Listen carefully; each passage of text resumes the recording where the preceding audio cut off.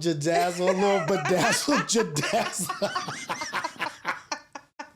Oh my God. This is Reality Check with Rios, and I am very happy, very honored to have a special guest with us, and we got Auntieee in the building. Yeah. Ooh, what's up, y'all? Good morning. Good morning, and I'm really happy that you're here because you're one of my favorite people.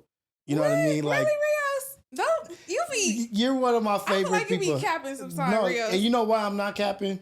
Why? Because we just met each other. It's not like we've known each other forever, but That's true. I have never been in your presence where you weren't being yourself.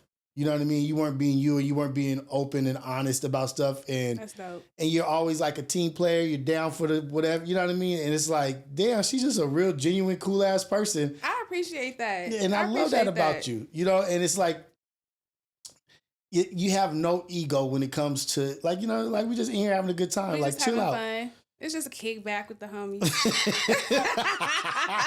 And that's what I love. Yeah. And so I met you. How did you come to Ace Boys Worldwide? How did that happen? I felt like Pun, he used to post it on his close friends. Okay. And I was in Pun's close friends, and it was like, yeah, pull up, I'm streaming tonight. And I pulled up one time, and it's been history. Since then, it's been Ace Boys Worldwide. And you went up. And I went up. And they tend to love Auntieee. Everybody freaking loves you. You know what I mean? Like, I love that. I appreciate it. I think everybody relates to you. You know what I mean? Like, they relate to you like they know, like, either their cousin, sister, or friend. They can, right. Like, right. I know an Auntieee. I know someone like that I can hang out with and be around. And it's like that connection that they have. Yeah. But you went up on Ace Boys Worldwide to where they were like, you know what? We need her back all the time. We need her back all the time. And I was there. And I'm gonna pull up whenever. You know, that's like Friday. What I'm gonna do on Friday? You know, I'm at that age where I don't be clubbing and all that no more. Like, you know, like, I ain't with all that no more. But Ace Boys Worldwide, let me pull up Ace Boys Worldwide. We gonna have fun. We gonna have fun. It's gonna be safe. You feel me? We gonna vibe. You feel me? I'm gonna get back home. I ain't gotta run. You feel me? Like, and what I think people don't get to see behind the scenes is like the family environment, like not kid friendly environment, but it's like brothers and sisters that all have each other's back. You know what I mean? Where we can be comfortable to be who we are. You know what I mean? And not have to worry about shit. And so that's like the great element of it is because we get to just parlay, hang out outside of the pod, eat, drink, do whatever, and it's like no pressure for no bullshit. Exactly. Not expecting nothing from nobody. You know, just. It's just like real love, family love. Exactly. Mm-hmm. And so I know a lot of people out there miss ladies' night. You know what I mean? Do you miss potting so often? Do you miss it? I do miss potting. I think that's why I try to stay in tune. Mm-hmm. I try to go to, stay on all the different I platforms. saw you on Fair to Say just recently. Yeah, you know what? And being back with my girls at the same table at the same time, it really like, oh, I miss this. I miss this vibe. You feel me? So whenever I have a chance to pull up wherever, you feel me? Like anywhere, like whoever potting, y'all want Auntieee to come through, I'm gonna be there. Like, I love this shit. This shit is really fun to me. It's like stress reliever, you know, I got shit going on, family, illnesses and all that, but like this right here, you come sit down, you talk in front of the mic, it's like, ooh. It's like therapeutic. It's very therapeutic. It's therapeutic because you get to like leave all the worries behind for a minute and just get to have fun and vibe. It's exactly. Almost like being with your homies bagging. You know what I mean? Like just going somewhere the lunch tables in high school. Like right. And don't come sit with us if you can't take it. If you can't take it, don't come sit with us because shit about to go up. Left, right. Damn, so that's crazy. Because I thought, and this is not to do no drama shit. I thought Mark and you came with each other, but you came before Mark. I came way before Mark. And I was like, oh, okay. So with that and the music, did the music start with Ace Boys Worldwide, or were you? It definitely like got me back going.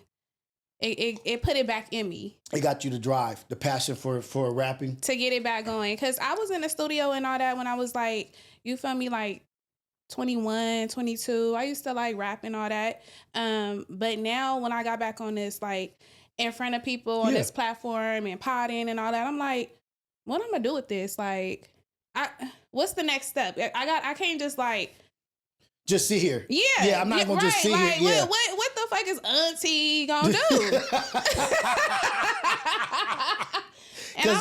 Because the one thing I'm not gonna do is not take advantage of the opportunity or try to make more of the opportunity. You gotta like on my own. What can I do? Right. And I'm like, you know what? I love the studio. The vibe, like recording. I'm like, let me get back in the studio. Let me see where it go. You feel me? I'm not hurt if it don't go nowhere. Yeah. But I'm having fun. Exactly. I turn up. I drop hits. And you're performing. I'm performing. You're doing your thing. I'm getting paid. Hey, and I'll tell you what, I was so happy and proud to see you. I missed it, but I was like, oh fuck, Auntie's really out here getting it. I'm out here, y'all. And you know what? It's crazy how shit works because it's really like just networking. Okay. It's really networking. It's really who you know. You feel me? My first performance that I had in Virginia out there in Fairfax, that was somebody from Zeus that booked me. Really? Yeah. She lives out there. She booked me, had me come out and like, it's like she's seeing what I'm doing. Yeah. You feel me? She's seeing me on the platform. She's seeing me on the podcast world. Like, she's seeing me rapping. Hey, let me book you. Come out. Would never even expect it. And it's really all about how you treat people.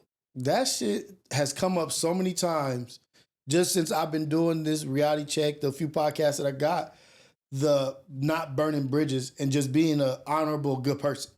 Being genuine. Being genuine because...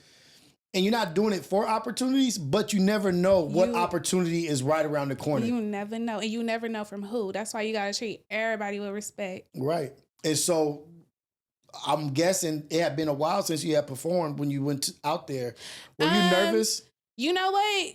We played around and performed at the live show. Yeah. You feel me? Yeah. When the one in LA. Yeah. What was we at? The Novo? The Novo. No, before not the Novo. The Novo and before that one. What was that one?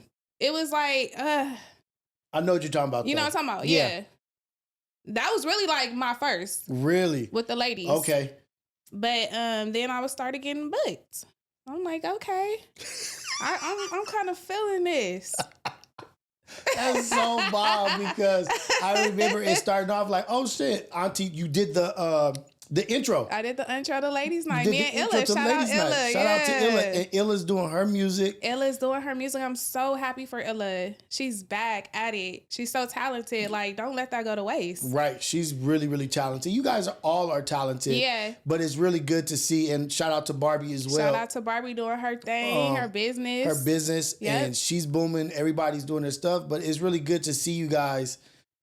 And I hate to say take advantage of the opportunity, like maximizing the opportunity. You know what I mean? Like maximizing the opportunity that's there and going to perform out there, then performing out here and having multiple songs and going, is there anything that's also coming out that you have in the back? Like right now in the works? Mm-hmm. Yeah. You feel me? I went to the report card. Shout out Dejan. Shout out to Dejan. Yeah. Shout out to my fam. Went there. He kind of like challenged me like, hey, we need an album by February. Really? I'm like, okay. Because I've been in the studio. I got shit I ain't even dropped yet, you know? Okay. So I'm like, okay. He like, by February. So I'm like, okay, February 14th. That's West Coast love. Like, you feel me? And this album right here, this EP, I'm definitely like, it's for the West. Okay. I want everybody on it, but it's really going to touch the hearts of the West. The time is now also. It's a great time for that. It is. Because all this shit that's happening right now on the West Coast, of course with Kendrick, right? But also the new upcoming artists that are getting looks and everybody. It's just a buzz around the West Coast right now. We are definitely up right now. So we got an album coming. We got videos coming. Yeah, we got content coming. So how many songs? I'm pushing at least like 8. Really? Oh shit! I can't wait. This at is least gonna be like dope. 8. And then I saw Mark was doing his music video the other day. So now you're gonna have music videos. Yeah. And doing all that stuff. Shout out, Mark. We got another hit that we did together. You feel me? Yeah, we did for DJ Amazing. I'm on the first verse, Mark on the second. Mark did his shit. You feel me? Of course. Well, this is me and Mark's second son. Mark plays around. He ain't dropped the first one. Whatever. The shit bang. Yeah. Now we got this one with DJ Amazing. He's a local DJ and all that. He be DJing. Shout out DJ Amazing. So he gonna be spinning our shit. That shit dope. What? And so how was that? Were you guys actually in the studio with each other? No, you ain't got to be in the studio today. So you just laid your shit, he laid his shit. Emailed it. And you've heard it. It is. Yeah, it's slapped. And when's that coming out? Well, my shit is like already mixed and mastered and all that. Mark, get your shit together. But wait for Mark. I'm actually happy about that. That's dope. So how do you do? So now you're you do makeup or you do hair? I do hair. You do hair and you're rapping baby ages. And you're doing podcasts. How do you do that? And I'm also, I'm a social worker too. Social worker. How do you do that and balance being a mom? Like, where is that? I have a real independent child. Okay. My child, since the age of being a toddler, didn't see me working. Baby, infant, put the little baby seat right there. I'm right here. I'm braiding. Yeah. He watching me. You know what I mean? So I think just over the years of him just like understanding, like he a single child. Yeah. Entertaining stuff. He a gamer. Okay. He loves the game, but I do have him active in basketball. He does travel ball. So whatever, that comes first. Travel ball and my son, that comes first. Everything else comes after. Right. So I just arrange shit, my phone, my planner. Yeah, because be it like the dad, we got the easy part. You know what I mean? Like with the fun. And it's like, damn, when you got like I'm just starting to realize, because I don't do my 9 to 5 no more. Really? I'm doing this. Okay. Yeah. And it's like, trying to schedule and organize and do this. And then be available for the activities with the children. And that shit can get overwhelming at times. You know what I mean? And so... Yeah, it's all about how you handle it, though. Like, I feel like you can't think about it. You just got to do the shit. Just do it. Just do it. Like, how I'm going to do this? You over here wasting time worrying about how you going to do it. Just do it. Do it. Put that shit in your phone. That's what I do. If it ain't in my phone, I ain't doing it. That's not... You hit me up. You was like, what Monday? Because it was in my phone. Like, what? Yeah. I'm drunk at X Worldwide. I put that shit... Well, you saw me bring the phone out right on my calendar. Because if I don't, I'm going to book something else right there. Time, money. Oh, shoot. I gotta... My wife gets on me all the time about... But I'm getting better at it now. You know what I mean? Like, because I can... Like, I messed up one time and I was taking my son on a school tour and I booked a reality check and I had to like say, hey, my bad. I'm booked something with my son. Yeah. But it doesn't feel good. You know what I mean? Like when you do that, you feel like you're playing with somebody's time. Even though I gave him a heads up. Yeah. It still was like you reached out to me. When you know shit happens, you know. And I was like, you know what, I really gotta get my shit together. But are you trying to get ladies' night back? Are you guys actively doing that? Is that something you guys want to do? I want to do it. I'm always down for ladies' night.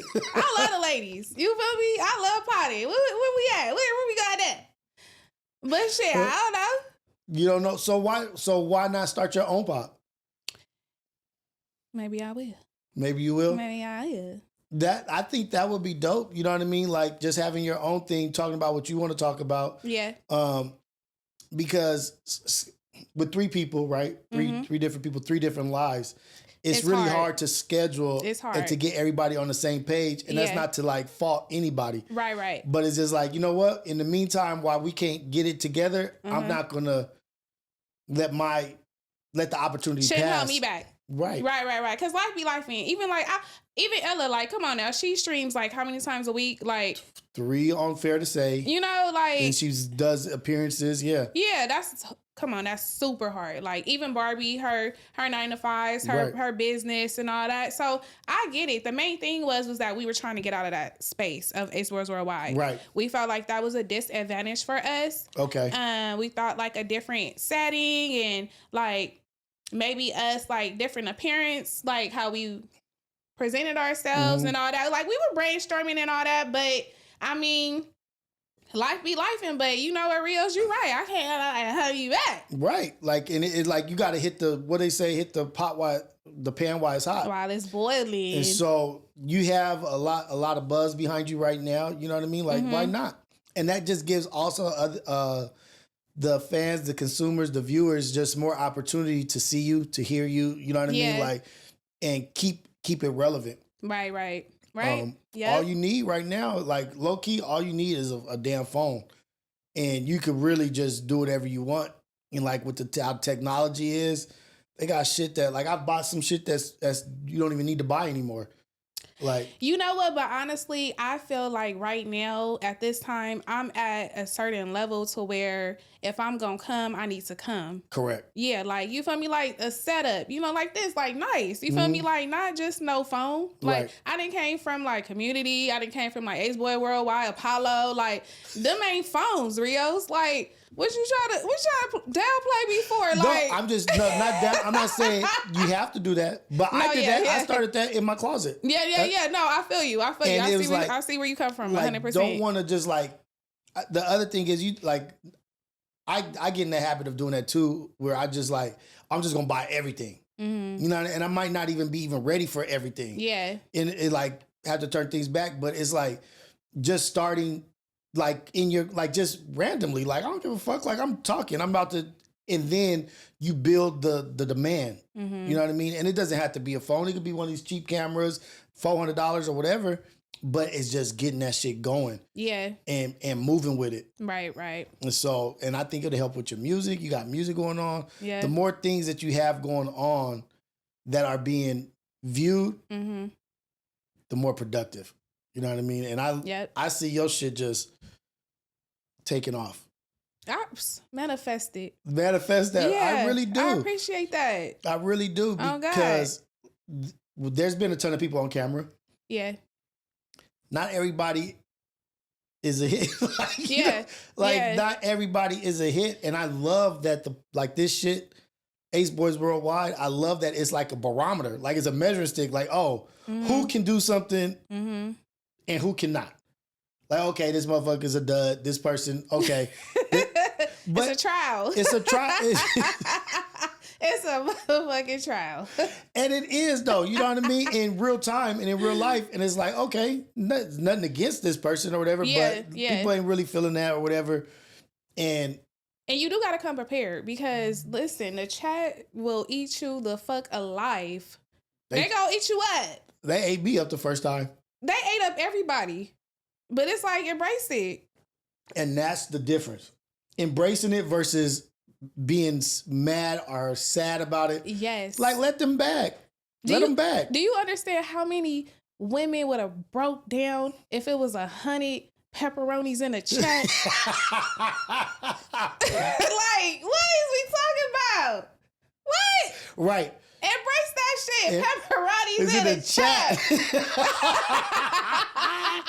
But no, for real, because it's like, why not? Run with it. Yep. Run with it.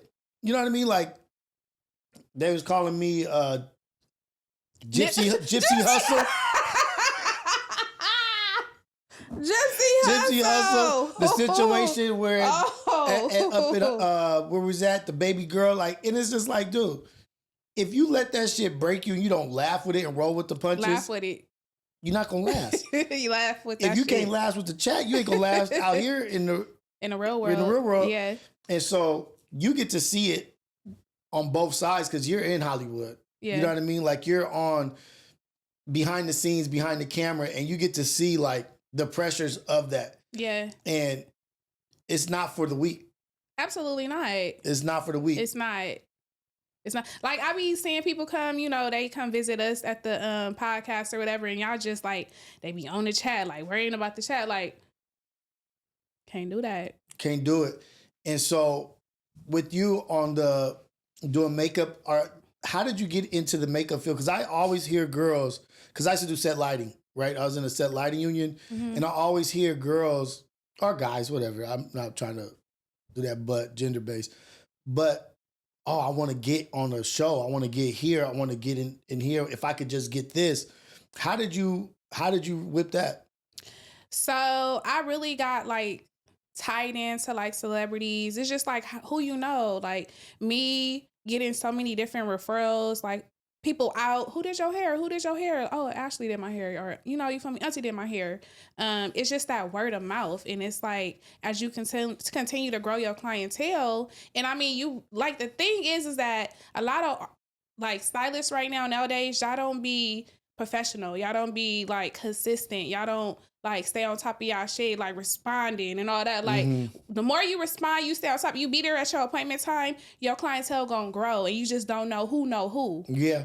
And that's just what it like we were talking about earlier. Exactly. Like a lot of my local normal clients, regular clients, they know people. Yeah. Like one of my regular clients tied me into Zeus. When you mean regular client, like what does that mean? Like a regular somebody that's like at a salon. Like like a regular comes to me like every month or every 2 weeks, and not a celebrity, you know, but they might be in production or, you know, like behind the scenes or PAs or whatever. Right. It's just that, who did your hair when they get to work? Who did your hair?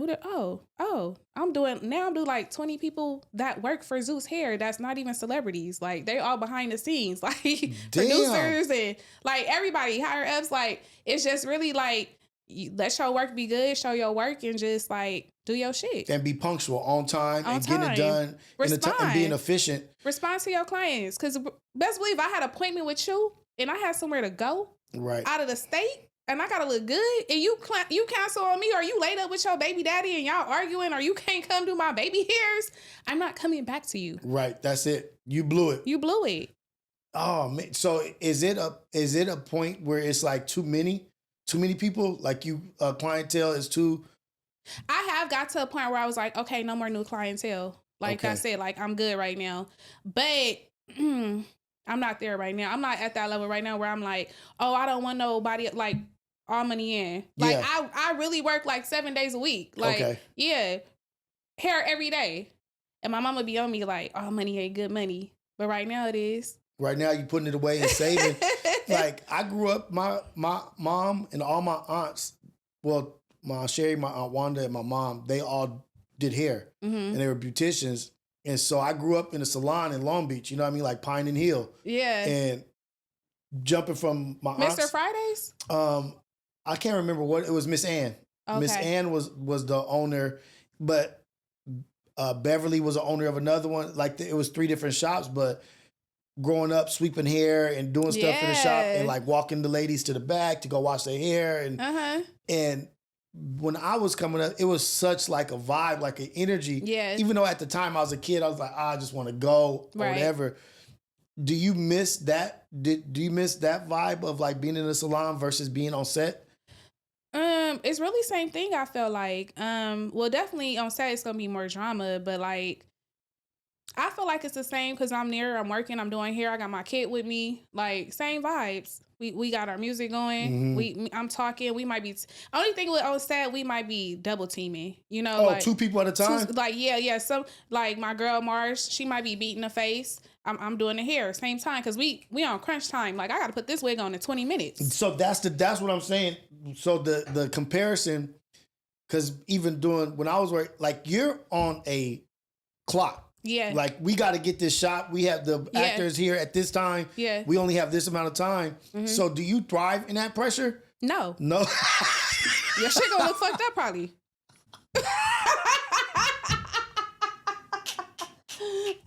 Oh, shoot. Hey, cut that part out. I was like.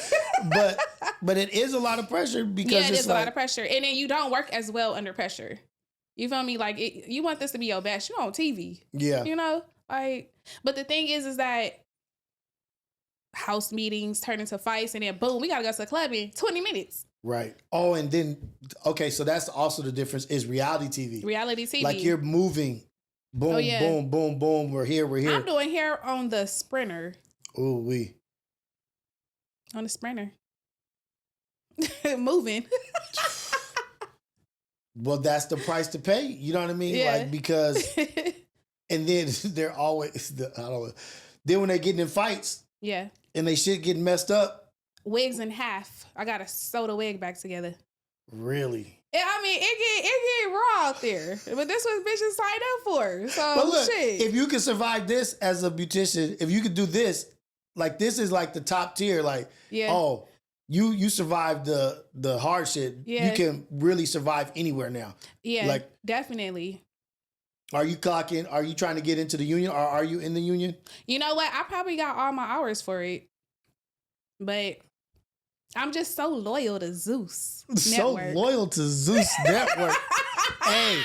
I love Zeus. That's my I let everybody there. So how do you balance that and be a social worker? We talk about that off camera. That's crazy. We talk about that later. Where's Arizona? My wife was a social worker. Oh, was? For a long time. Really? Mm-hmm. Okay. She moved all the way up. You know what I mean? Yeah. But I remember those stories. You know what I mean? Like she went straight out of college into the ER, emergency removal or whatever. Yeah. You know what I mean? So it was rough for us for a long time because that's the most hard position. Yeah, and now they have like situations where that dude choked out the social worker. Did you see that?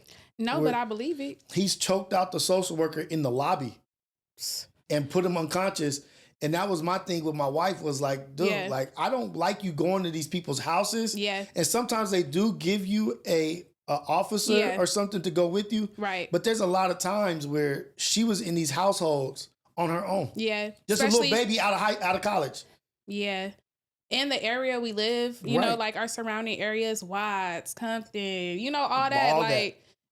Social workers is going up in the Nickerson Guardian getting kids. Like, if people don't play about their kids. They not playing with you. No. Lady. And you just I'm about to, give me your kids. Like, nobody's going to willfully. Nah. Just like, go ahead. You know what I mean? Like, and that's why I was like, damn, these social workers and the caseloads be way bigger than what they're supposed to be. Yeah. Like how they have too many students in classes with teachers. Exactly. The social workers' caseloads are like, there's no way. There's not. To do a proper job on all those cases. You know what I mean? And then say it's supposed to be 15, but you got 45 cases. And each case can be 1 kid to 6 kids. All they siblings. And then now you're trying to place them in a home together. You're trying to so I understood the all too well the life of the social work life, and it was like that shit was rough. Yeah. And that, like, being a husband and not being able to be like there, the protector. I was like, oh man, that's fucking and that's tough. why stuff happens like it does. Like, for example, that Gabriel Hernandez case that happened. It was out in Lancaster in California. The little boy who was in the dog cage or something? Yes, that passed away. Exactly, because it's just like the social workers are so overwhelmed. All them cases. And the crazy part is that the social workers were on trial. Really? Oh yeah, and their supervisors. Oh yeah, because of what they missed and what happened. Exactly. Like, what? This is y'all job. This is y'all duty to keep this little boy safe. Like, what you was doing. Right. You know? With my other 45 kids. Yeah, exactly. You feel me? Like, come on now. That's damn. So you're primed to do some high pressure shit. There ain't nothing Auntie can't handle right now. There ain't nothing Auntie can. Auntie to the rescue. I'll be there. And even I know it was all fun and games. Like, even the situation with Mark, like, going back and forth, like, you know how to throw blows with the best of them. Like, it's like you're on the floor for a reason.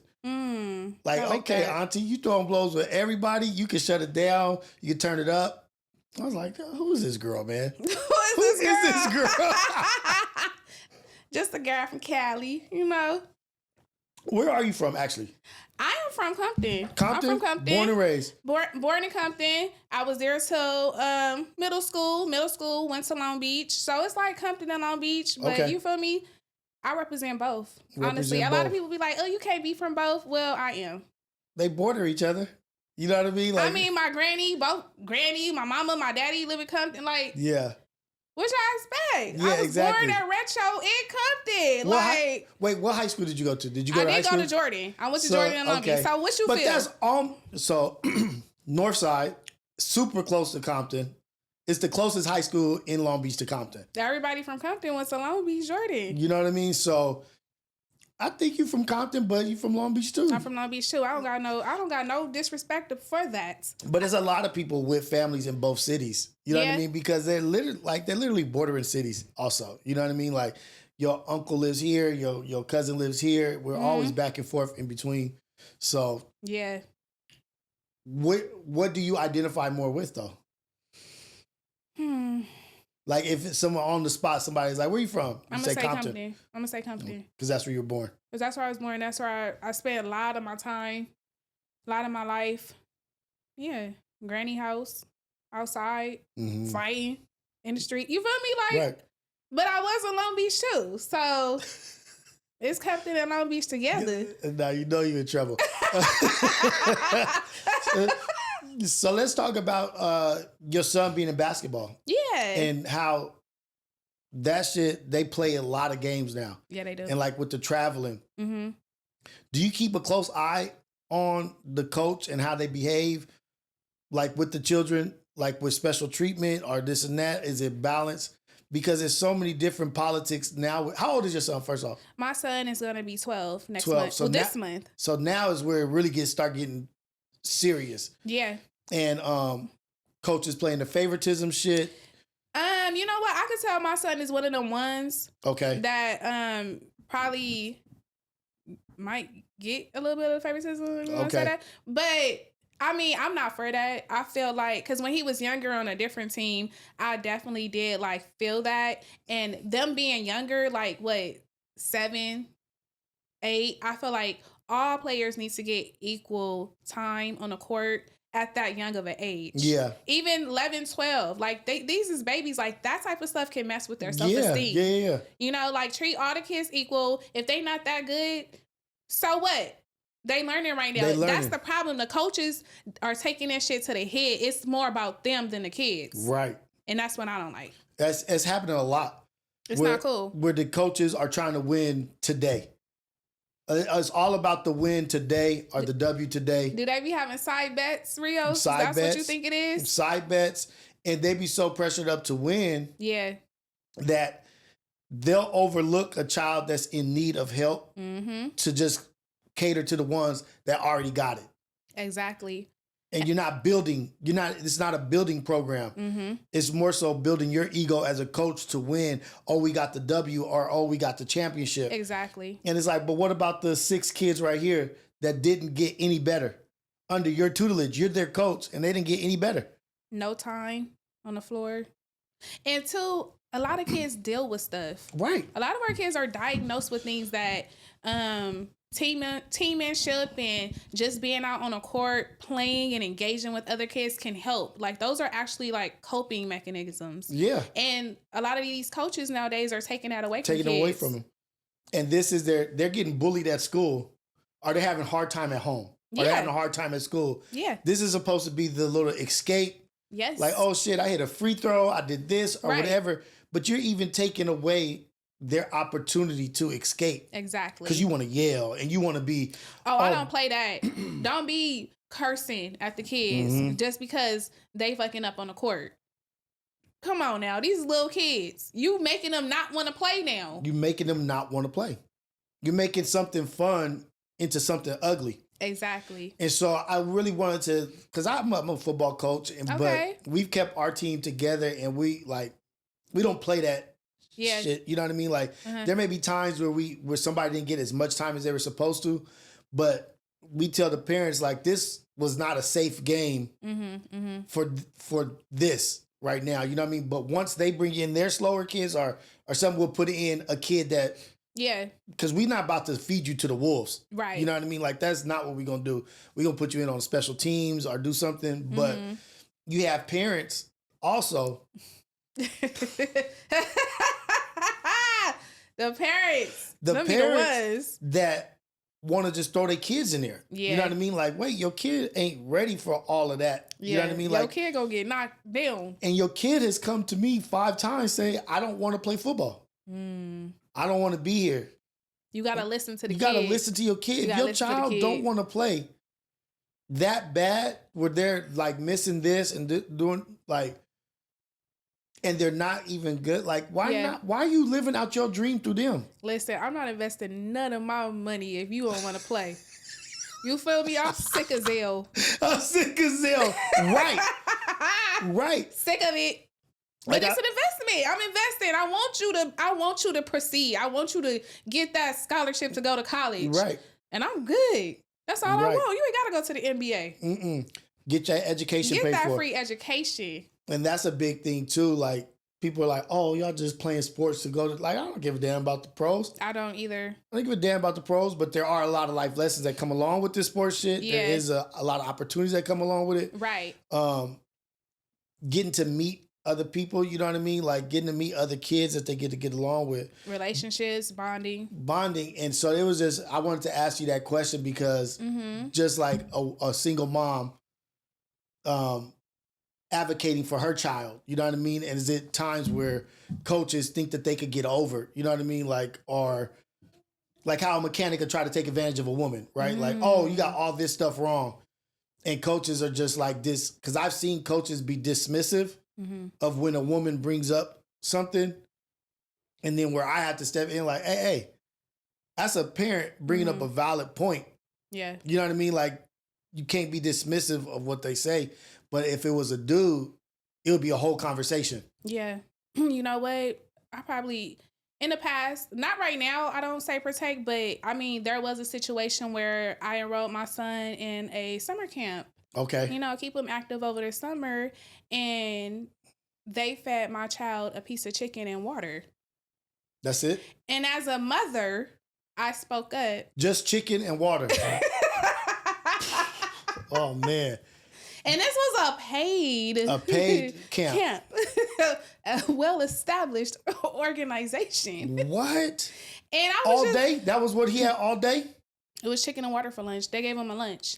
And, you know, I'm just like, hey, these kids been running. Yeah. You feel me? Like, they've been doing drills. Like, you know, I'm concerned. But then it was more like how he came at me as a woman. I feel like this kind of ties into what you just asked me. Because he's like, these kids ain't going to waste my money. They ain't going to eat potato salad. They ain't going to, you know, like, he didn't get any sides for the kids. What? So... It's like, I'm not messing with these picky ass eating kids. Oh God. But yeah, that was like, wow. And what did you do? Did he change the program up? Like, did he say, oh, okay, my bad, I mean, the next days of that week, it was cool, but it was just like, you know what, you tried it with this piece of chicken and water.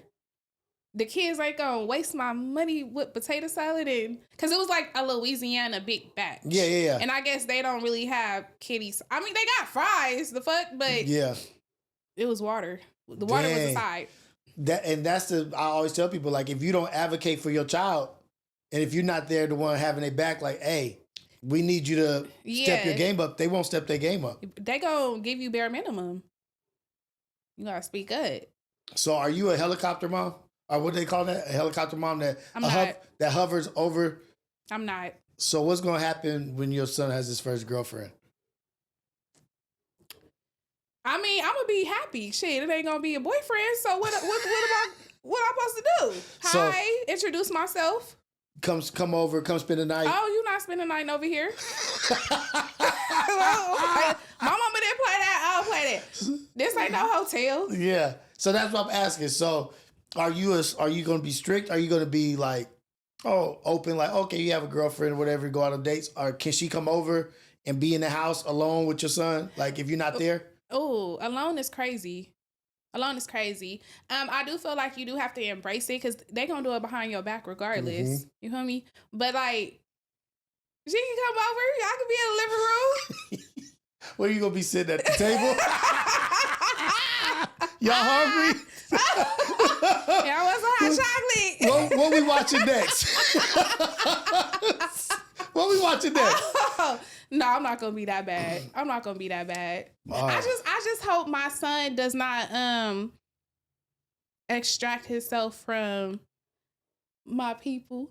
Yeah. Oh, okay. Because like we had a talk or whatever.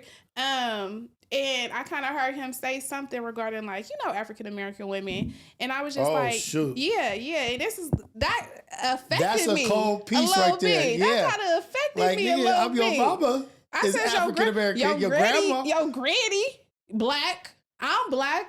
We ain't like that. He had made a little comment like, you know, black women are kind of ghetto, like. You see how they act on Zeus? That's what he told me. What? And I had to break it down to him like, every woman's not like this. You don't see your mama out here. Well, I mean, he has saw me. Yeah, you see, but nothing crazy though. Right. Right. But yeah, I didn't really. So was he talking about more so like the behavior, like what he's seen, especially like I guess on TV. Yeah, you know. So does he go to a school that's diverse, or is it predominantly diverse? It's diverse. It's diverse. So he is leaned to the other side mostly. I don't know, because he did have like a bouquet flower type. Some girl made some flowers, and she was not black.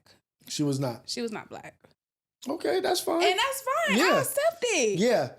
I'm never going to be like, no. But don't shit on what you are, though. Like, don't hit us with that. And don't play with me. But that is a good point, though, because that's like representation on TV it means a lot. You know what I mean? Like, what is shown of us can have a big impact on what people think or the outlook they have on the whole culture. Yeah. And so if a little black boy can look at something and be like, oh, no, I'm not messing with that. Yeah. Just imagine the people that don't even get to interact with that. So their outlook is like, it labels us. It does label us. I do hear a lot like they feel like, you know, the other races might endure more, take more. They might offer more. Yeah. You know? And that's what niggas want. They want to be catered to. Is that the new thing right now? Oh, what? If you find a nigga that don't ask you for some haircut money within a month, you are winning. What? Yeah. Niggas is out here asking bitches to get their haircuts. Oh, wait, hold on. How do you feel about that, Rios? Asking a woman to pay for his haircut? Asking a woman to pay for your haircut. How do you feel about that? Yeah, that's a no-go. You like good. that should be a red flag for a woman. Yeah, I agree. Like, what do you mean for your haircut? For your haircut. So they're trying to reverse roles and be like catered to like a woman, like a man. They never got my hair done. They never got my nails done, but you need your haircut. So wait, is this from experience? Oh yeah. Somebody? I speak nothing but what's going on in my life. So wait, so tell me, okay, let's break it down. So you were dating someone? Yeah, we were talking. For how long? I wouldn't even say dating because he never took me on a date. What? And the audacity to ask for money. Ask for money. And like the first couple of times, because it was not just one time asked. It was like, I was like, he laughed him off. Like, what? Like in my head, like, I know you playing. Yeah. But you kept pushing for it. So, okay, now you must That's what you want. Now you must really need a haircut. Yeah. And you ain't got the funds. And I'm gonna get your haircut. I'm gonna help you out. But I ain't fucking with you no more. Boom. So that's the Cause you might help, really that was need the it. Provider in you. Like, you know what? I do want you to have a nice haircut. Yeah. But you're not in the position to be dating You're me. not in a position to be in my face. Right. Yeah. So bye. Oh, I hope you like your haircut. Have other girls shared in the same kind of experience that's what's happening? This is a LA thing. Really? Yeah, this is a LA thing. It's sad. Rios, it's sad out here. Oh man, I'm kind of like blown away by that. Yeah, me too. Because huh? The fuck, nigga? So how much is a haircut, Rios? Now you see, I stopped getting haircuts. Like it can't be what, $40? $45, $50. Now if you ain't got $45 stacked away somewhere, you should not be wasting your time dating right now. You're focused on the wrong thing. You're focused on the wrong thing. Because even if you grow your hair out, to get twist is $100, and like to get it maintained, you gotta get your shit edged up on the side. So, yeah. Come on now, y'all.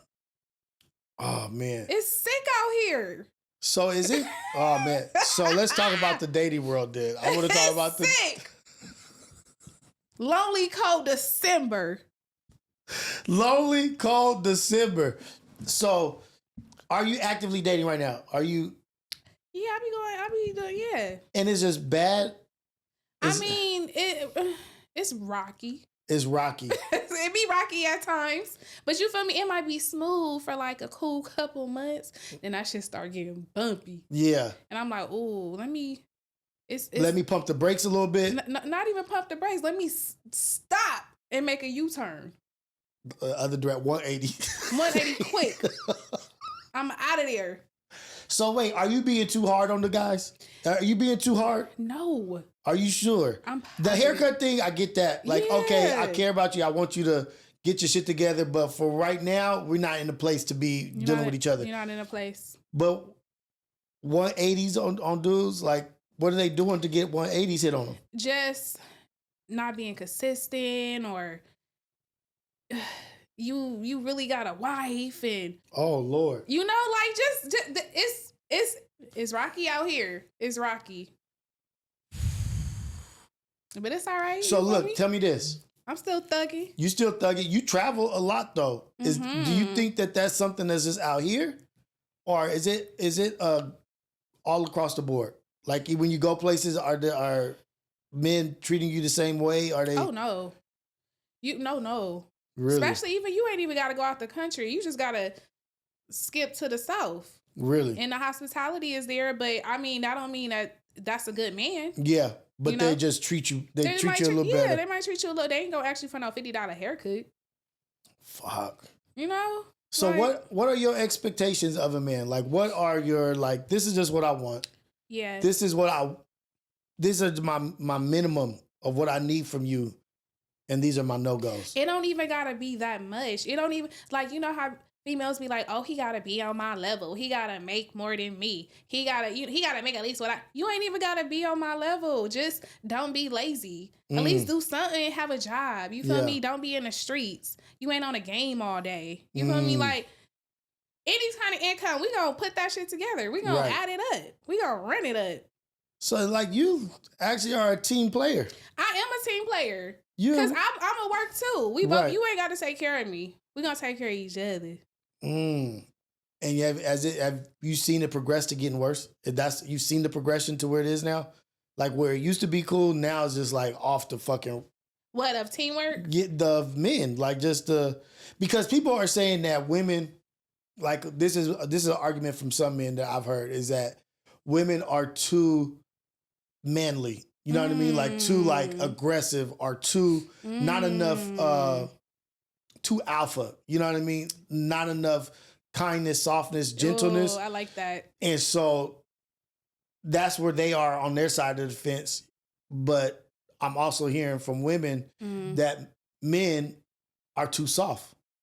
They're not manly enough. Like you're not doing what we used to think the gender roles of a relationship are. But then people are saying, well, women have asked for these equal rights shits and they've been fighting for, we need to be this, we need to be that. Like, and now it's like, here, okay, it's equal, 50-50 on dates now. This and that, like, I'm not paying for anything. You know what? That's a valid point, Rios. But something I do have to say about that is I feel like I do have to keep in mind, like, even though I carry myself and I make my own money, I need to stay like, you know, soft, lovey-dovey, because you get to that point where, you know, nigga, what? Who you talking to? Oh, yeah. You feel me? Like, yeah. I got my own shit. Like, what? You feel me? And that's what women got to realize. Like, even though you can carry yourself and you do have your own money, because bitches that don't got their own money, they yes masters. Oh, really? You gotta be. Because you gotta be. You gotta be. But if you making your own money, you getting your own shit. Who you have your standards. To? I don't have to deal with this Who shit. Who you talking to? My name on here too. Right. You know, like, or my name on here. You feel me? Exactly. Like what? So yeah, you do run this household. Like what? This my shit. At the end of the day, but as women, and if you accept a man for what he got and what he coming to the table with, and you love this man, we got to keep that shit lovely. We got to keep that shit nice, feminine. Like we let him have a little control. Let him have some W's. Yeah, let him have it. So are you guilty of that? You know what? I do. I am the type of female where I'm not gonna take no shit from no nigga. So, but you could take no shit. You could not take no shit. That's the thing. Like, hey, I demand my respect as a woman. Mm-hmm. But are you the one? Do you throw it in their face? Like, nigga, you ain't paying no bills around here. See, that's my problem. If I get drunk or something, and I'm mad, and you got me fucked up, it might slip out. I don't know. Yeah. But I would never want it to. You don't intend for that to happen. I would never want that to happen, because you cannot belittle a man. That really affects men, I feel like, especially if they already know they might, you know, not make as much as you, or they know what you can bring to the table too. Like, you don't want to, like, down them. They may be already in an insecure position, feeling a little insecure about that anyway. And we want to uplift them. Them the kings of the castle. Auntie, you sound like you got the answers. Like you said, I got the answers. You got the answers. Are you playing it out though? Is that fire coming out? I think the fire is coming out in situations like you understand. What fire? Like you understand that you got it figured out, but I think that there is the fire in there, like the fuck around and find out type shit. Like, nah, you got me fucked up. What bitch? Where she at? And so, what about the girls that you're around? Like your friends that you surround yourself with? Yeah. Are they also aggressors too? Like, well, not aggressors too. I'm not saying that you're aggressive. Are they also in the same like mind? Like, no? Every girl can't be in that mind. Right. You can't. You gotta play your role. You feel me? Everybody know they role, Rios. Everybody know they role? Yeah. Of course. I know my role now. You know what I mean? I don't think well, look, I'm 43, right? 43 years old. And when I was out there dating and what I did think was my role or my position, it was totally fucked up. Like my outlook was just totally like screwed. You know what I mean? But you couldn't tell me that my outlook was screwed up. Like I thought I was right. But it took like life experiences to see like, oh shit, nigga was out here living dirty and nigga was out here living scandalous. Like, and when you're living dirty and scandalous, or when you're doing scandalous shit finds you. It does. You know what I mean? Like karma. It comes back around the corner. Quick. And so it's like, okay, I had to learn to be better. You know what I mean? And maybe some of these gentlemen out here, some of these young men haven't learned that lesson yet. You know what I mean? Like maybe I'll be better. Or I think if people learned how to support themselves before they started reaching out for a relationship, we might be in a better place. It's like going to a grocery store hungry. Exactly. You just about to buy or go after whatever because you're hungry. You know what I mean? Like, but if you support yourself and you're in a comfortable position with how you're living, maybe they'll be dating more wisely. I like that. Or maybe they'll be like, shit, I got my own shit. I'm about to be running through bitches. Because then there's that mindset. There is. I think it depends too what maturity level the man is at. How old he is. That's why I tend not to fuck with young niggas. What is young? Like 25? I don't want nothing. 30 and up. 30 and up. Okay. Please 30 and up. At least. 28, 29, y'all still figuring it out. Still figuring it out. Still figuring it out. And can the man have kids? Yeah. He can have kids? He can have kids. Okay. He can have kids. I like the children. What we gonna do? Find the love for Auntie? What? For the love of Auntie. For the love of Auntie. What happened to that? That should have came out. That's good. Pun always making up shows and never following through with shit. What's up with that, Pun? What's the deal? What's up, Pun? For the love of Auntie. What happened to for the love of Auntie? I think that would have been fucking hilarious. It would have been a great show.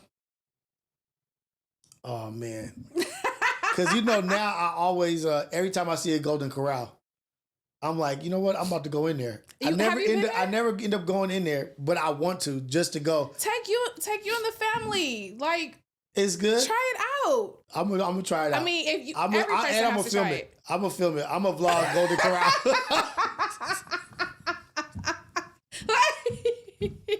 I'm gonna vlog Golden Corral. Oh God. People have so much shit to say about it. Like, I was hungry. Mark was hungry.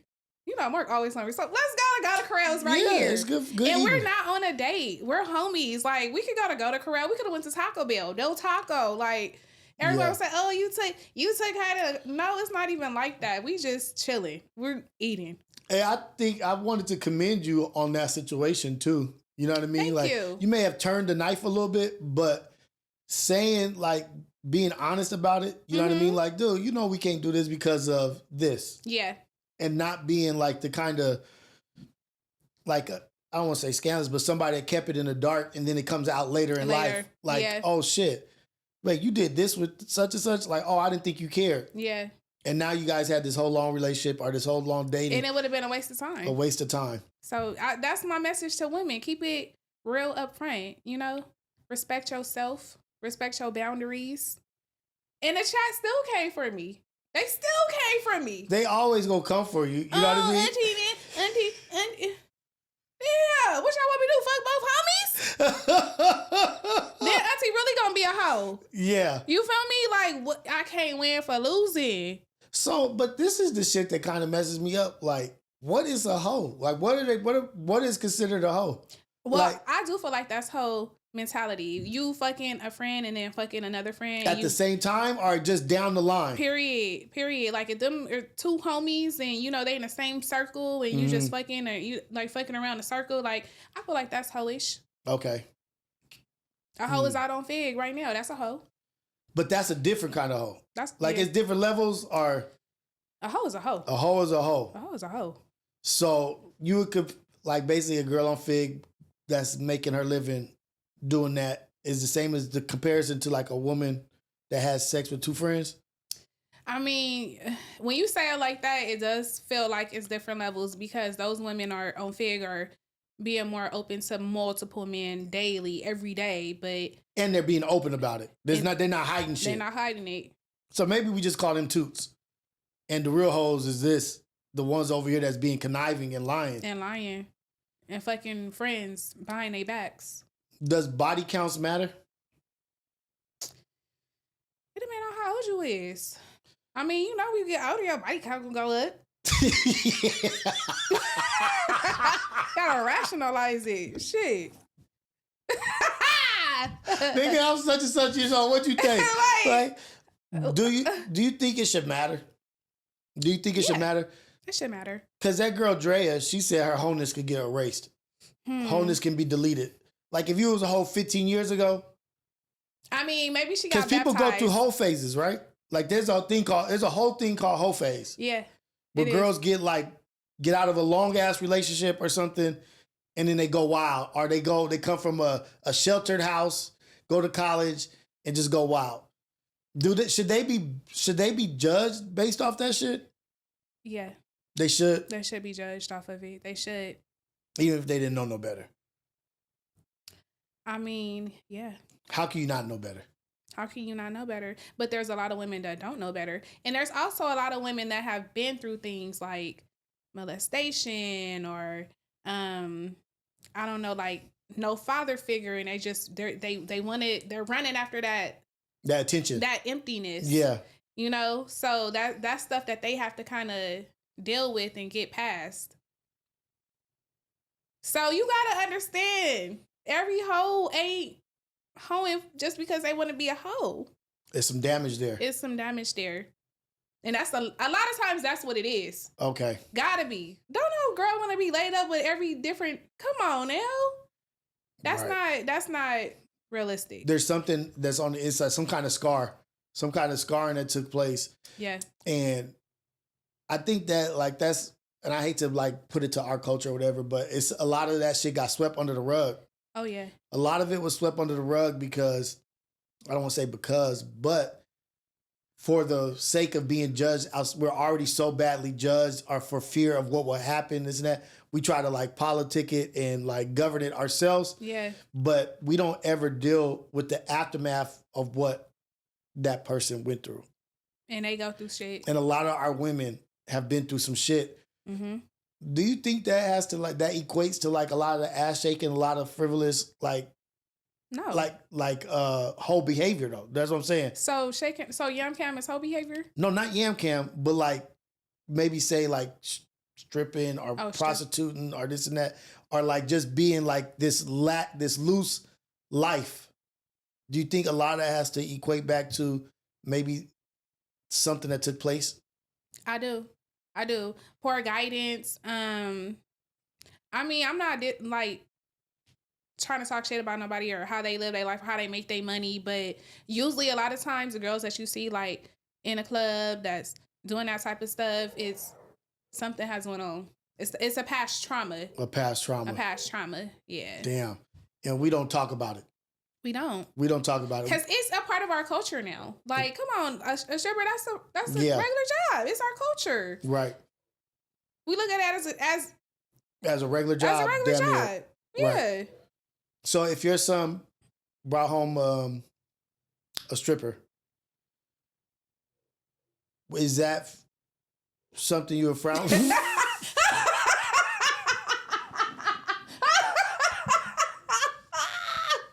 Oh God! Why you start laughing? Well, because it was the way he was looking at me when I was saying. So if he brought home a stripper, what do you tell your son? I educate him. On what? On the things that go on in a strip club, on just everything about the situation. I would let my young one know. So it's cool. It's okay. It's okay for my son. No, it's not okay. No, it's not okay. It's not okay for me. But if this is the girl he love, and my mom love her, she take care of me. Okay. She pay for my haircuts. She pay for my haircuts. You want your son getting his haircuts paid for? I mean, if hey, get it while you can. Get it while you can. So you're not player hating. You're not player hating. I'm not never playing hating. So can't hate the game. Like, I know if my daughter was a stripper, I guess I'm not mature enough or whatever, I would feel a certain kind of way. You know what I mean? Like, you're her father. And I would be like, where did I go wrong, or what is going on here, and how can we change this? I wouldn't want my daughter to be a stripper. Right. You know what I mean? Like, that's not something that I envision or dreamed of for my daughter. You know what I mean? Like, so I don't, and I hate to say it like that because it feels like I'm being judgmental of strippers. You know what I mean? Like, but we not, because everybody's situation is different. You know? Yeah. That's why I'm kind of like tipping on toes. Right? I'm tipping on ice right now. You feel me? Yeah. But you know, it is what it is. Because I wouldn't want my daughter dating an active gangbanger or active drug dealer or something. You know what I mean? Like, we can want what we want for our children and not feel bad about that. Yeah. You know what I mean? Like, I could be like, no, I want my daughter to marry up. You know what I mean? Or marry somebody that's in a professional field. Mm-hmm. But it gets tricky because then we start thinking about all the details behind the scenes. You know what I mean? Like, what's going on here? And then our hearts get into it thinking like, oh, we don't know what this child's been through. Maybe we can help, or maybe we can guide, or maybe we can do this. But everybody don't want help though. They don't want help. And that's the thing. It has to start with the person. They got to want help for themselves. And a lot of people nowadays, they don't want help. They're in it for a purpose. Right. And that's another thing. Like, how do you tell somebody that's making $1,000 a night, stop that and do this? And they're having a great fucking time. They drinking, you feel me? They looking cute. They getting their content. You feel me? Dollars thrown. But honestly, come on, Cali. I just gotta say one more thing about the Cali niggas, because please step y'all game up and throw a little bit more money at the club. Oh, they not throwing enough money? They not throwing enough money. Oh, because in the other states they be doing way more? Oh, baby. Really? Yeah. Oh, shit. A whole rainforest up in that motherfucker. Out here be drier than Sahara Desert. Oh, shit. I didn't know that. Yeah. So that's why they be traveling in. That's why a lot of strippers travel. They don't show love in Cali. Now, if it's a night where somebody doing an appearance, somebody out here, they a big rapper or a big somebody, and they about to be hosting, then it's gonna be a good night. But other than that, I feel bad for them sometimes. They gotta tip the DJ, they gotta tip the bar, they gotta. Oh, because they gotta pay out of their purse to the other duties, the other jobs. They gotta pay the DJ to play the song for them that they want while they strip. Really? Yes. So don't go to the strip club if you finna work and you broke, because how you gonna pay out? Right. Oh, shit. That's a whole nother side of that shit. It's a whole, I got homegirls that, live that lifestyle, and they didn't told me. Like, it's a dark side to it. Like, it's a rough side. Well, of course it's a rough side to it. That's let's start there. Like, it ain't easy. Like, that's right. You might go to work and come back out negative. You ain't getting no income that night, but you still got to pay out. Damn. It's like, come on now. Bless them. Bless them. Bless their heart. Bless their soul. Because do you know the girl named Bernice Burgos? Bernice Burgos? Mm-hmm. She said on a slow night, she was making $30,000 as a waitress or a bartender. Damn. $30,000. And people came after her like, oh, you lying. Yeah. But then all these other girls that were like in that field were like, no, I can see that being a truth. Like that's something that happening. Like $30,000 a night? That's crazy. That's insane. Like what? Yeah. But she's pretty known. She's pretty popular. I'm pretty sure like every other female probably not hitting that. I wonder if it was when she was popular or before she got popular. Because she's super like the girl, like it girl now. Yeah, for sure. But I wonder if that was like before. But you know, she's old. Yeah, she's a grandma. She's old. And everybody be like, I have said that before in another podcast, and they were like, don't say that, don't say. But why not? That's an amazing situation. She's fire. She's bomb. She is cute as hell, and she's a grandmother. That's crazy. And I think I found that out late because I think there was like a picture of her and her daughter was like the same like size and age looking as her. Like, wait, that's her daughter? That's her daughter. Her daughter had a baby. Her daughter had a baby. Her daughter had a baby. Yeah. She granny. Damn. The grandmama of the baby. Ooh, yeah, she's still pulling. You don't know where I got that from. Rios looks so lost right now when I said that. Say it again. The grandmama of the baby. What is that? Look it up later, Rios. Oh, shit. Oh. Look it up later. Hey. So that brings up a good point. So Bernice Burgos, let's say she's 50 years old. Mm-hmm. Let's say she's 50. Yeah. What if she start dating a like 22-year-old? Like, oh girl, the basketball. Yeah, that's just what I'm saying. Like, Drea. I mean, is that what? Wrong? I feel like it's wrong. I do, because she doing that for one reason. That nigga young, he getting money. She planned it, that shit. That's what I feel. No, I agree with it, but I agree that she planned it and she was in it for the money. Yeah. But I feel like just how we know that, I feel like he knew that. But he wanted to hit. Yeah. So it's a win-win. It's a win-win. Now you lost because now you got a baby. You got to take care of the baby for 18, and she about to get your money. So who really won? But maybe he felt like it was worth it to hit that. Like, hit that as much. Like, okay, I'll pay this for this long. But I don't think nothing is that good to be paying. But but I also am not a millionaire where I got access to buku money, buku women, and this and that. Where I feel like these cats is like, another dollar and no sweat off my brow. Whatever. Yeah. And I got a kid or whatever, so I got access to her all the time. But if it was if the shoe was on the other foot, and it was a 55-year-old man and a 21-year-old or whatever, which used to happen all the time back in the day. It did. So, like, why can't a woman do that shit? You know what I mean? Like, niggas been doing it forever. My only problem was that her son was like a couple or the same age or almost the same age as the basketball player. Right. So how you gonna bring this man home and introduce him to your son? Come on. So in 13 years, I'm not manifesting this, but 13 years, say you had a relationship, whatever, you got married, you got divorced. Mm-hmm. Now your son is 25. Mm-hmm. And a 25-year-old stallion come through, knocking on Auntieee door. Cause you know I'm the type. Knocking on Auntieee door and checking on Auntie. Checking for Auntie. And he the age of my son. And he the age of your son. But this is a handsome, tall, successful, mature dude. And he the same age as your son. Are you gonna be like, nah, God, I can't do that because...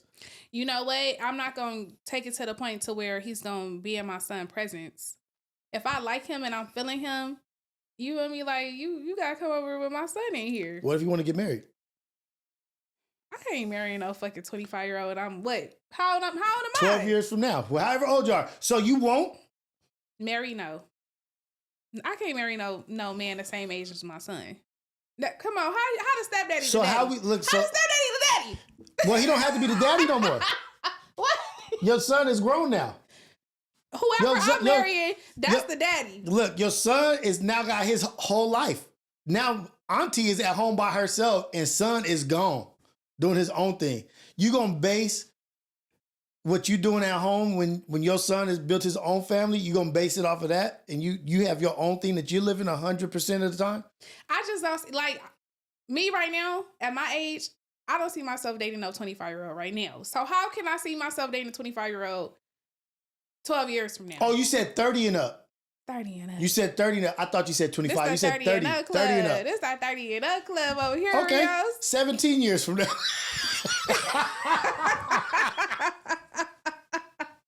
Oh, God. 17 years from now. Yeah, and he 30.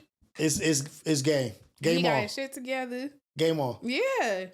He done won. Because it is men who like older women. It is. It is men who like older, mature women. And especially if they don't look their age.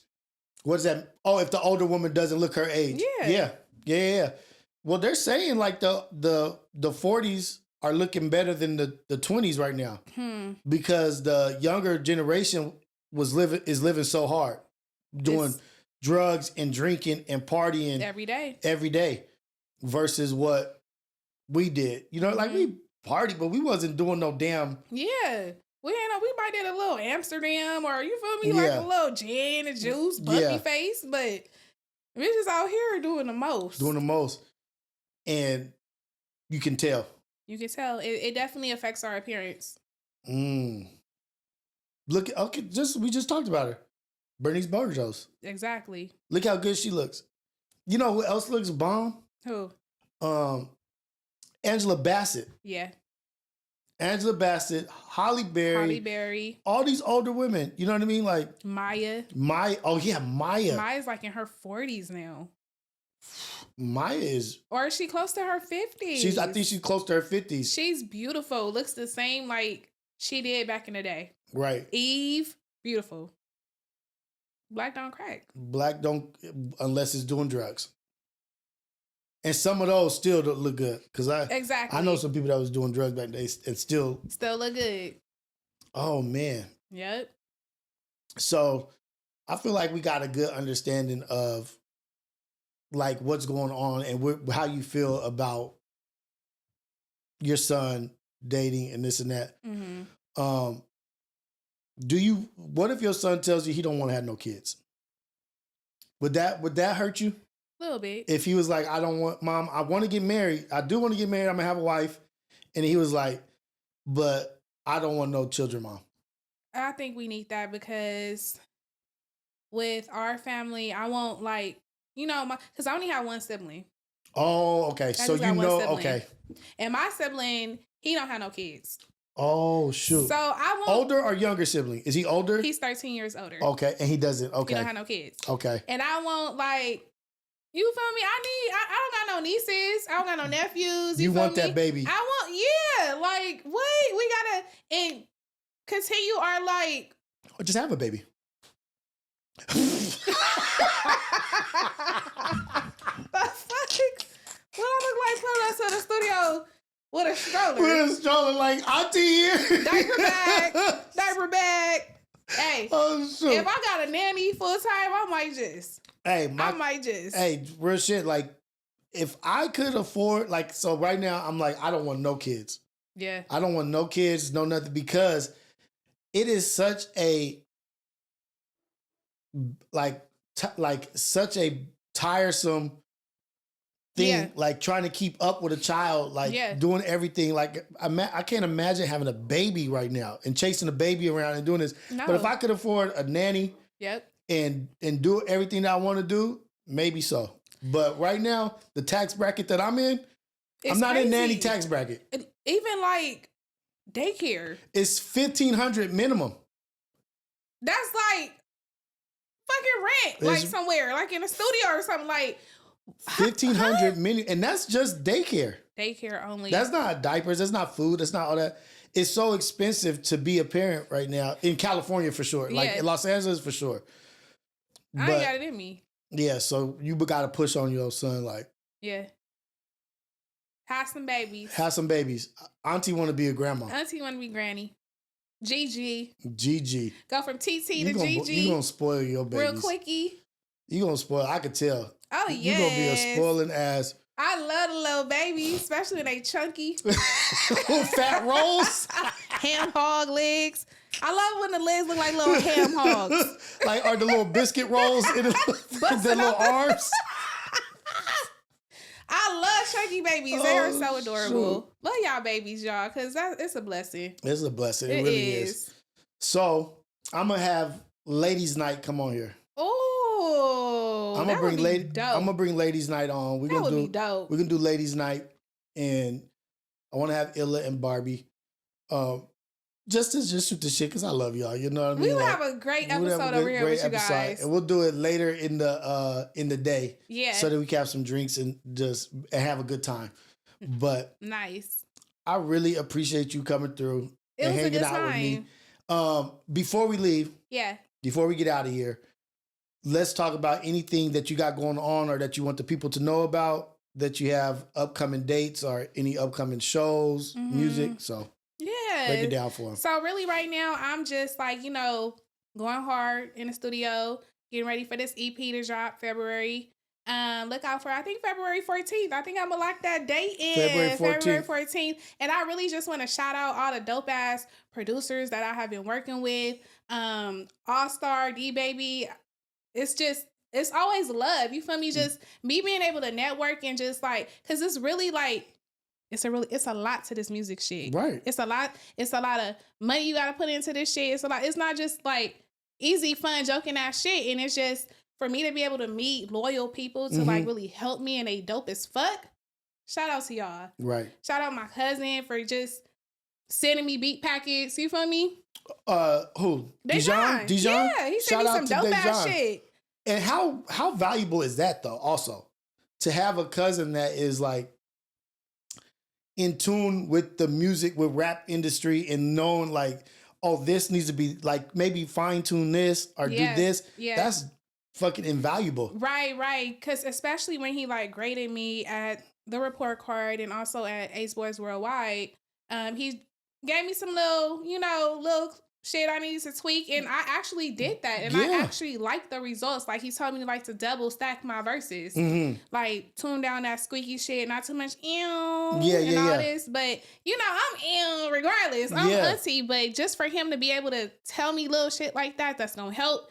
I embrace it. I take it in, and I'm actually listening. So that's dope because that's constructive criticism, and your cousin ain't coming from a bad place to like, he's not saying shit to hurt you. Right, like he's only saying shit to help you. He want to see you succeed. Exactly. And even when we was at Ace Boys Worldwide and you were doing your song and he really was writing shit down in his phone. Like at the time, like, okay, like this and that. And the shit that he said, I wouldn't have been able to say it. I'm not in tune enough with like, oh, you need to do this better or this and that. He really gave some sound advice. He did. You know what I mean? And you know what? I really didn't even know before, like, he was, like, that in tune and connected in with music like that. Yeah. Like, he really know his shit. And I'm just, like, taking it all in. That's dope. And, like, always having somebody that you can look to, that you trust for advice. Right. You know what I mean? Like, that's like, just always lean on him. You know what I mean? Lean on family, lean on your loved ones, but also he's fucking knows what he's talking about. He do. He know what he's talking about. He's actually really skilled in that. Yeah. And so just knowing like he's about to be, everybody in 2025 is going to be bigger and better than what they were in 2024. You know what I mean? And like we said, stacking those bridges, not burning them, and building those networking and this and that. You have your EP in February 14th. Coming out. Yeah. You're going to have him listening to it. Yeah. You're going to have like, it's going to be a lot of opportunities to platform your music. Ace Boys Worldwide. Yeah. fair to say. You know what I mean? Like, it's so much shit going on that I'm excited for you. Yeah. I'm excited for all of us, really. Me too. You know, because did you think this shit was going to end up being what it was? Like going to Ace Boys Worldwide. And now look at everything that's going on. No, I didn't. Like, but I mean, I feel like it's just getting started. It's just getting started. I feel like this shit is really finna take off. And it's amazing. And it's really the Ace Pit. Shout out to Ace Pit. Shout out to the Ace Pit, baby. Put the Aces in the chat. Aces in the chat. Ace Boys Worldwide. I will tell you, I had no idea what I was going into. Yeah. I had no clue what podcasting was.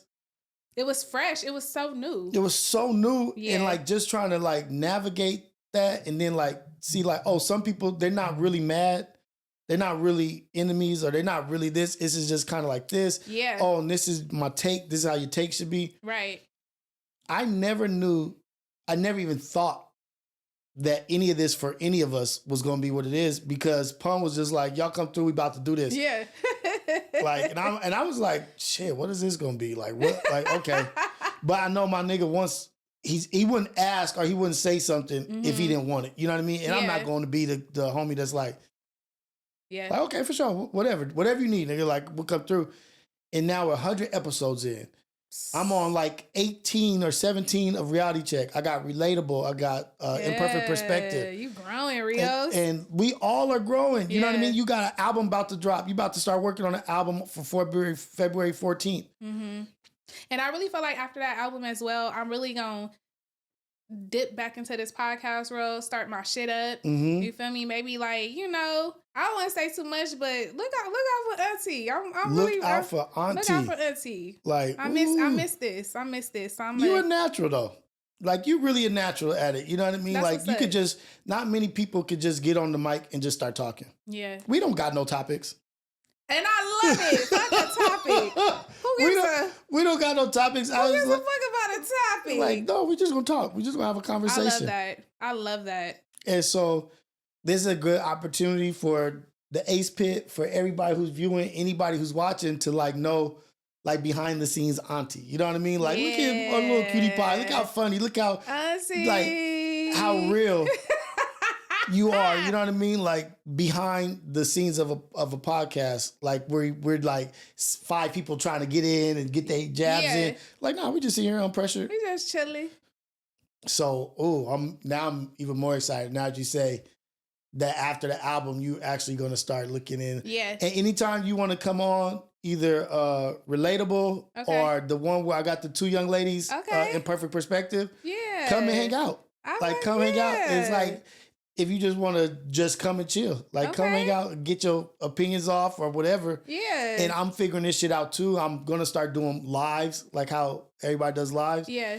But right now it's just the 3 podcasts. Okay. But once I figure out like how I want to do it, come fuck with me. Come do a live. Yeah, definitely will. Definitely will. Have me back, Rios.